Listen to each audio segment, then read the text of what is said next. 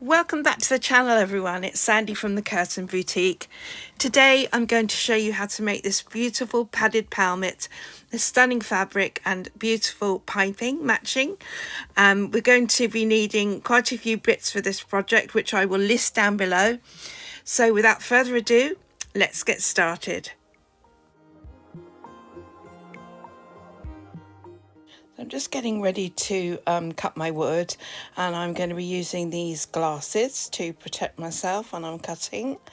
And this is a chop saw, and I will position the wood in place where in the middle of that sort of line there, and sort of mark them up, match them up rather, and then just pull it down before I actually cut it, and then I shall then turn it on.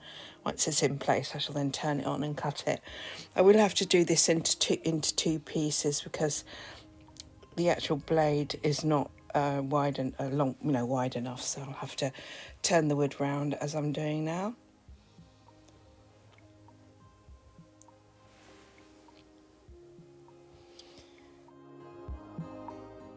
So now that we've cut our MDF to shape, it's 6mm by the way, we're now going to position the interlining in place so that we can start attaching it to the pelmet with our 6mm staples.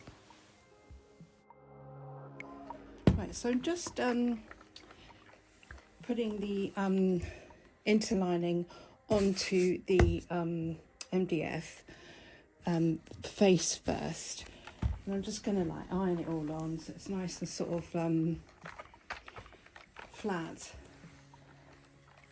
And then I'm going to turn it over and start stapling it on.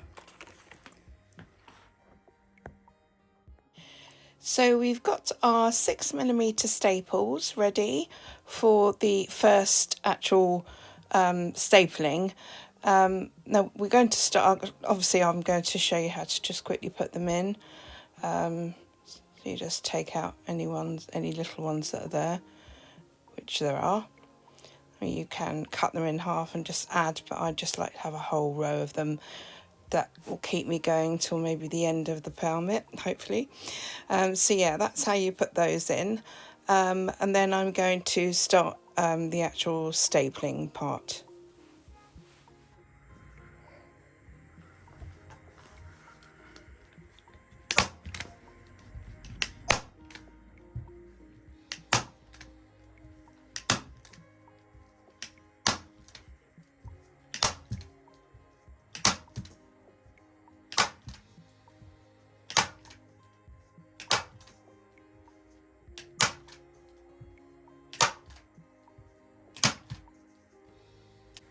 So now I've turned the pelmet board over so I can start stapling the other side now.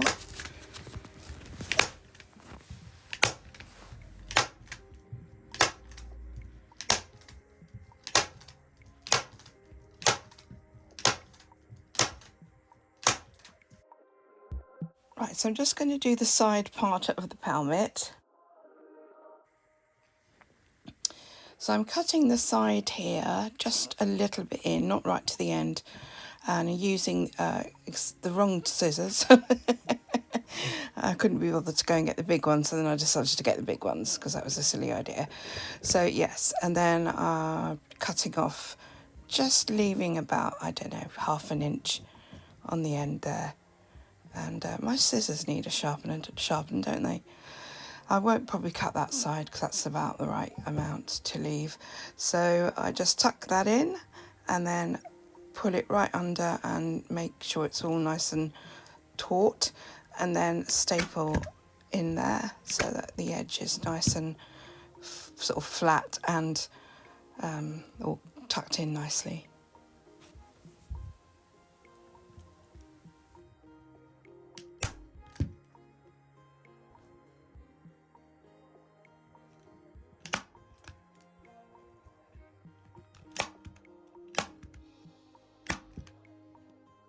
So just going to cut along there and then do exactly the same as I did on the other side. So we've done the piece of interlining over the front, and it's all nice and tightly stapled on. So The reason we used a 6mm staples is because the actual piece of MDF was 6mm. So by the time you've got your sort of like two layers of interlining, it means the staples won't come through on this side, so you won't sort of have any horrible kind of like sharp staples to be seen anywhere. Obviously, when we go to put the next layer of fabric on, we probably then need to go to 10, because, you know, the thicker things become, the more thicker the staples have to be, so that it secures everything really properly. So let's get on to the main fabric. I will show you that, and you're going to love this fabric. It's absolutely beautiful. I probably will have to join it, so I shall show you how to pattern match that. So let's get on to the next stage. Okay, so the next step, we have this beautiful fabric. It's called Suri, and it's from a company called I Live, and it really is stunning. It's from their Oriental collection. I hope you can see it in this light. I mean, it does look absolutely beautiful. The customer is having curtains in this, and this is going to be a pelmet, and she's also having 2 Roman blinds. So what I've done is, obviously the fabric doesn't come to the edge of the pelmet, so we have to join it, but we never join it in the middle because it would look unsightly. So we always join it on the 2 outer edges, like you're doing a Roman blind, where you would join it the same way. You always join it on the 2 outer edges to give a much nicer aesthetic look. So I found the actual pattern joining section. It's called, like, you know, your pattern repeat, and it actually matches. So the pattern matching, it would be there, and then this bit goes off the actual pelmet, so that would be, but that's, I still join it, so that would be the join there, you can see, and then obviously there. So what I would do is I'd flip this over, and so you can see where I had the joins before. Just bring that in slightly, and you have got your join there, as you can see where my fingers are. So I'm going to go along with the machine and join it there. Okay, so we're at the machine, and I'm just carefully placing the 2 pieces together so that they match, and I'm going to get a pin and put that in the first sort of pattern matching area, and then I'm going to do another pin. I'll put a little thin pin in, actually, because my machine prefers thin pins. If you're using industrial, it's usually all right to go over pins, but I wouldn't do it on a domestic. I would take the pin out before your needle gets to it. So what I'm going to do is I'm going to do that bit first. This is how I always pattern match, unless you can't do it like this, and then you have to do it the sort of other way, which I'll show you at another stage. So I'm just going to start the machine and just do back and forward stitch, and then just take it really gently over that area. Okay, and then take your pins out.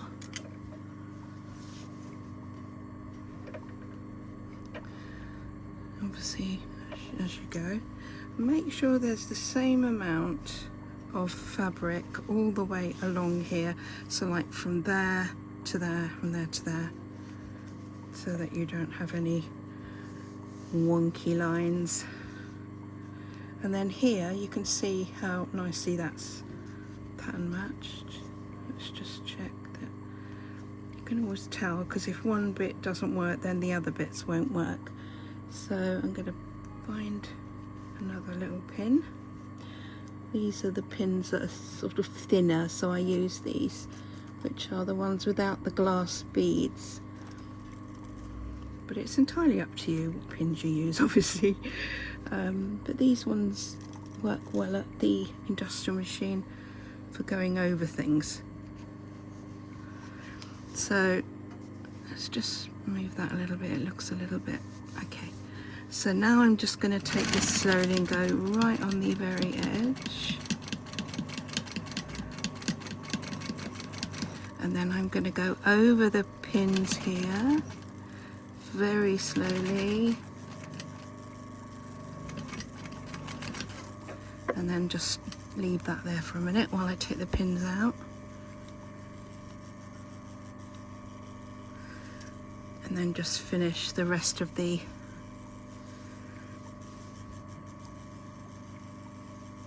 quite linen-y, this fabric, so it does have a bit of a mind of its own.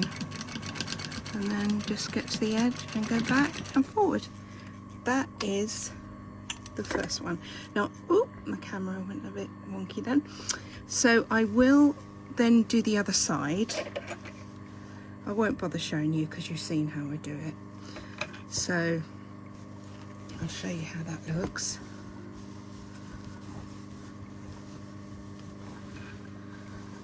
So you can see once it's ironed, it will look really nice and completely pattern matched.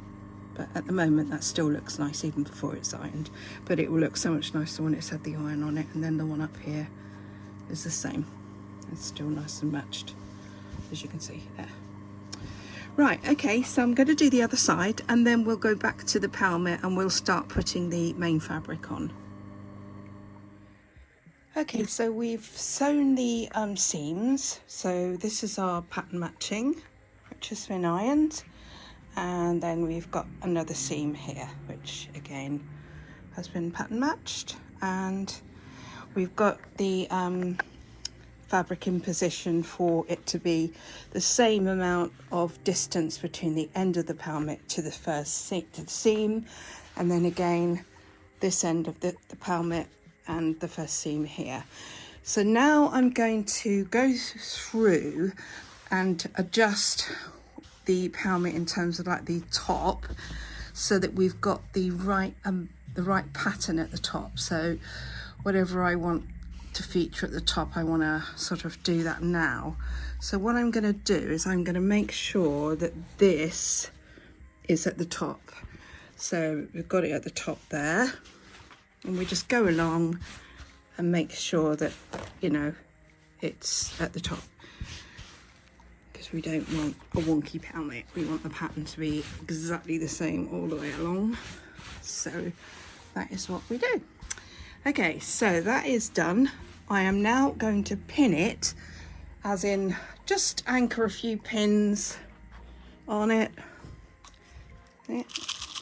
One-handed work here because I've got no videographer today.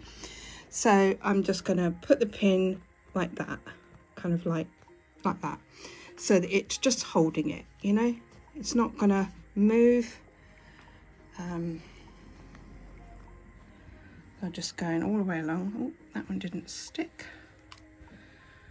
And then all the way along, right to the end, or near to the end. So once I've done that, I'm then going to tuck that in, just tuck it sort of under, so that it's kind of in place all the way along.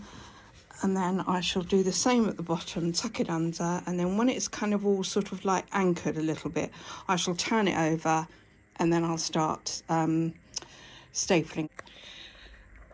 Okay, so flipped the pelmet over, so we're now at the back, and we've now positioned it in the right place so that all the pattern looks lovely and straight.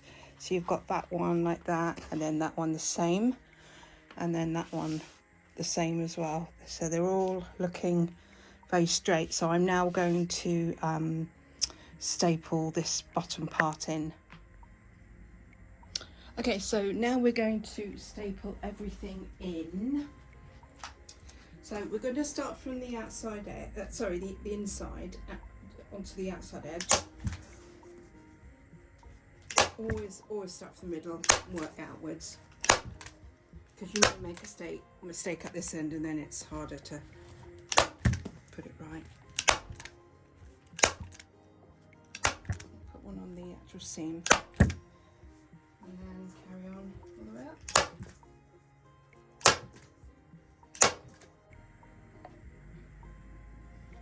Okay, so now we've tied that around. Now what we're going to make sure is that it's all nice and sort of taut, pulled down from the top. Make sure that there are no kind of like little bits of fabric that are puckering or loose, or so again we start from the middle, and always put your staple as high as you can go, because you know, if you're going to be putting other fabrics over the top, you don't want to be having loads of staples in the same area. Plus we're going to be piping this pelmet, so we don't want anything getting in the way. So all the way up here, and then work our way back the other end. Now I still am using the 6mm staples. This staple gun is really good, by the way. It's called a Stanley Aluminium, and I would really thoroughly recommend it. It's not too heavy, because you know some staple guns can be quite heavy for girls, you know, because our hands are a little bit more softer and a little bit more delicate than men. Okay, so on this particular job there are 3 of these going up, because it's such a wide window. We didn't want to do a huge sort of 5-meter pelmet, because I wouldn't be able to get it in the van or car, and it would just be too hard to sort of do it in such a large, you know, a large amount. So what I'm doing is there's going to be 1 pelmet in the middle without returns, and then the 2 outside pelmets I'm going to be putting on returns, which is I'll show you. So these things here, I'm going to be taking off that bit because I've got to cut that off, but they look like this anyway. These are the returns. They're the same drop as the pelmet, but they go around the corner. So if you imagine, let's just move that up so you can see it. So you imagine it will go in here, okay? And then the fabric will go around the bend, so that when it's up, that's your sort of return, kind of like making it a box kind of pelmet. And then there'll be another bit of wood coming the same width as the amount I've come out, which is 18 centimeters, and then the track will be fixed along here. If you imagine that the wood, that's the drop of the pelmet. In fact, it's probably the other way up. But anyway, this is a return. So this one will be the right hand side pelmet, and then the other one will be the left. So on this one I'm just going to put 1 pelmet, but usually if you're doing a pelmet and it's just a single pelmet, you'll obviously put 2 of these, 1 at this end and 1 at the other end. So what I'm now going to do, after I've just given that a bit of a sand down and got rid of that to make it straight, I am going to cover this one-sided like I've done here, and then I'm going to sort of join the 2 together. I will join, you know, the fabric will be joined to it, and then it will be stapled like that, so that will be able to flap about like that, which is what we want it to do. And it'll be anchored on the lining. There'll be some Velcro, which will be connected to the whole thing. So the lining will be sat here, and it will go all the way along, and then all the way along, and it will be kind of, some of it will be sewn by hand up to here, so that you don't see any unsightly staple marks on the inside of your pelmet. And then the lining will start here, so that all you can see on the sides is nice fabric. You don't want to be seeing lining at the side, because you can sometimes see in at the sides, and you don't want to see that. I mean, you can do it that way, but I always do it so that you've got enough fabric to go round the return and then round the inside the return and stop at the start of the fabric. So yeah, so this is the next stage. So I'm now going to show you how to do this bit, and then we will start lining and getting it all finished.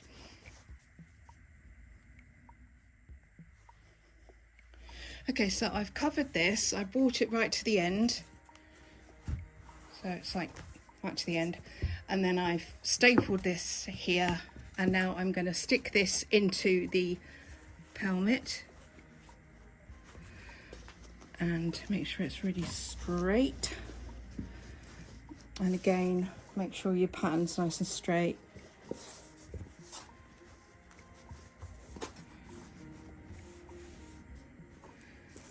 So that's going to be right up to there.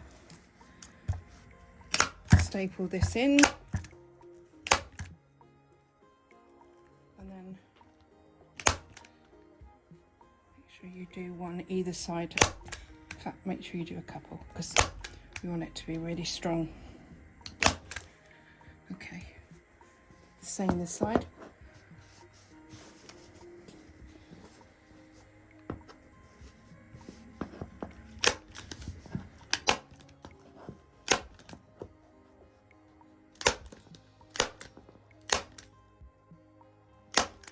Okay, so that is nice and anchored in there, and then we just have to make sure we pull this nice and tight here.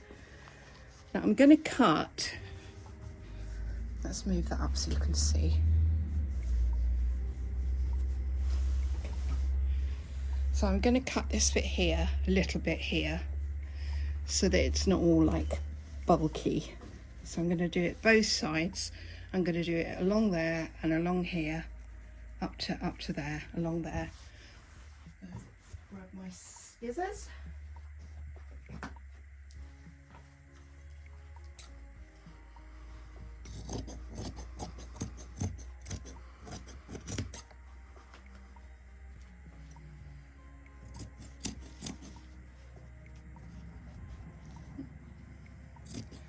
The trouble with embroidered fabrics, they're quite hard to cut. Okay.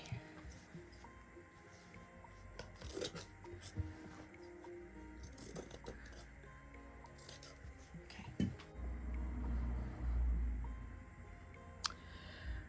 Right, okay, so I positioned the lining onto the pelmet, as you can see, and I've made sure it's going up to where the little staples are that's holding the fabric on.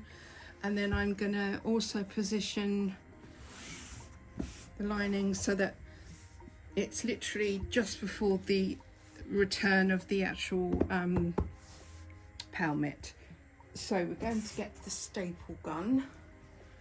Now at the moment I haven't needed to go up a staple, so I'm still using the 6mm staple. So I'm just going to like take the staple gun to the very end of the lining and put one in.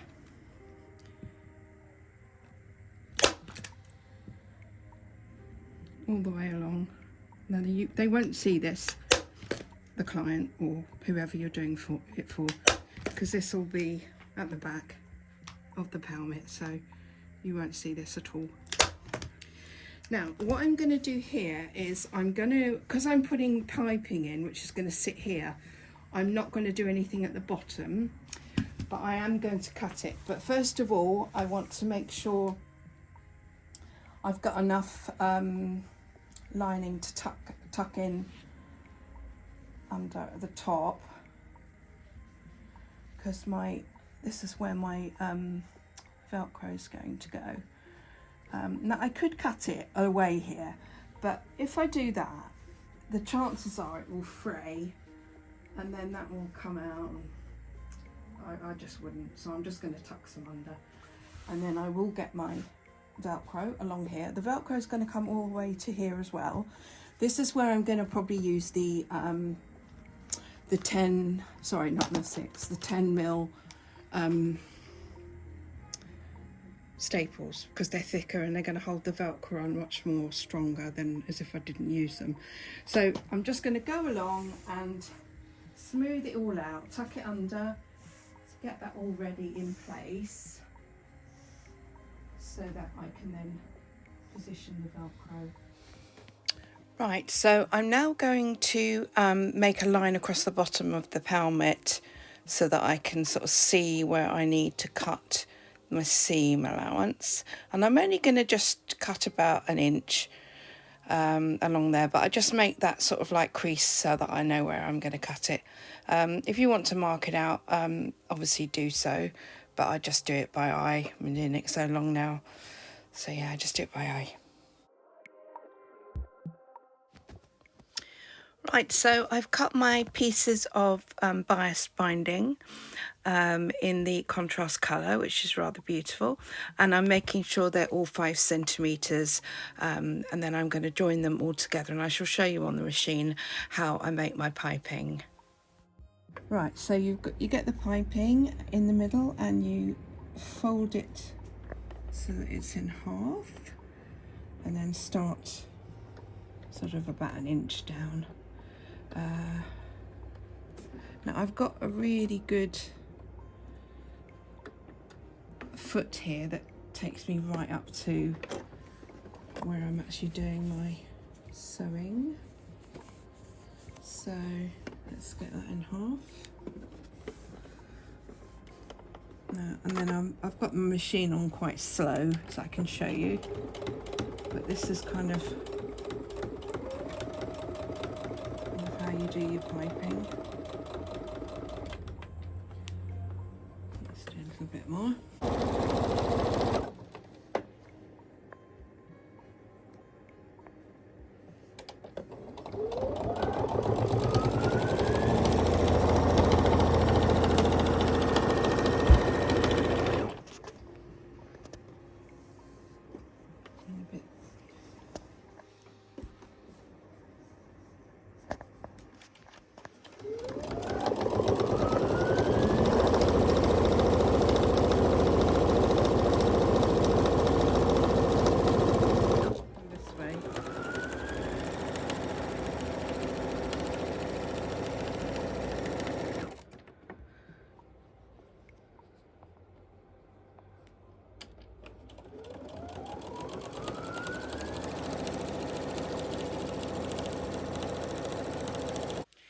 Right, so that's your piping finished, all ready to go onto your Pelmet.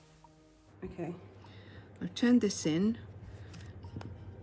on the end of the piping to get a nice edge, and then give it a turn it in, try and keep it together because it's very slippery, this fabric, so it's not easy to work with. So try and get a nice cotton so you don't have to struggle. And then I'm going to try and get this in here without it coming apart. Okay, so let's leave that there, and then I'm going to put a staple right in there to keep that from moving. Okay, and then I'm going to make sure that when you're going along, you make sure the piping is over the edge slightly like this, so that when you can see the piping right at the end of your work at the bottom. So now I'm going to carry on stapling along, making sure my piping is right at the bottom.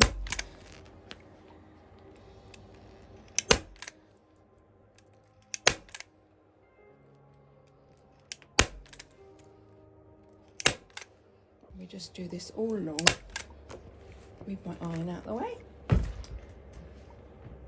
It does make such a difference having the piping because it just really picks out the contrast goldy colour, which is so pretty.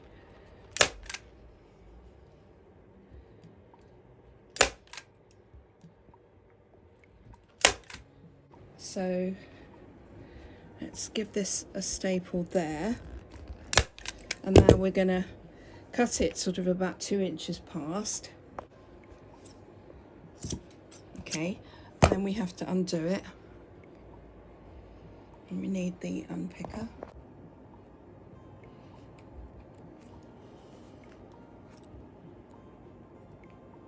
Oh, it's very sunny today. Beautiful. We have my daughter on camera today, helping. And basically we have to take this right back so that the piping cord is on the end. So like the piping cord is there, so I'm going to cut it literally just before, and then obviously got to undo it a bit more so I can tuck the cord inside. Bit of a time consuming task. Okay, so now I'm going to cut it about, just about an inch fast. Get rid of your bits of cotton because we don't want them showing on the front and the other side. Okay, and then tuck the fabric inside and then fold it together like we did before, and then we're going to stick that in there.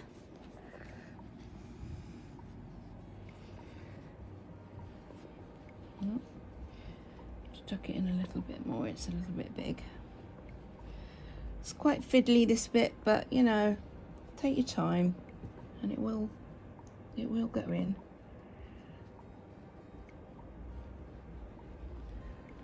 Okay, so that's kind of where I want to be with it.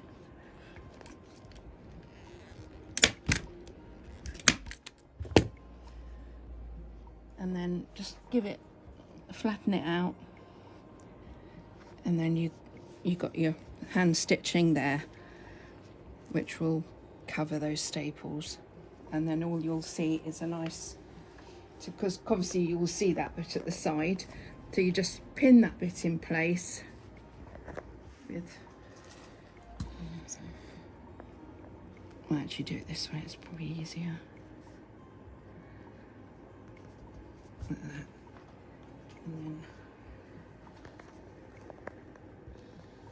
And then you can go along with your upholstery needle and go all the way along here and sew it, and it will look really lovely when it's all hand done. Just tuck that under, bring this down to the bottom, and then bring that down so that it's exactly in the same position as that. Just fiddling about with it. It needs to be a little bit more. So I've got a tiny bit there. Okay, and then that bit go there. So I shall put a staple in that one. You won't see this bit. So this is all tucked in, and then just bring this all down to where the piping starts.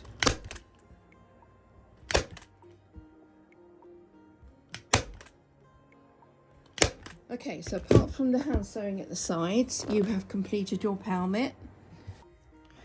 So we now have a completed pelmet where we've got the piping on the edge, around the corner, and all the way along. This bit will obviously be the bit that will go on the side, and the track will be under here. And this bit needs to be hand stitched still, so you've still got a little bit of a gap there, but it's all looking very nice. And that is how to do your pelmets.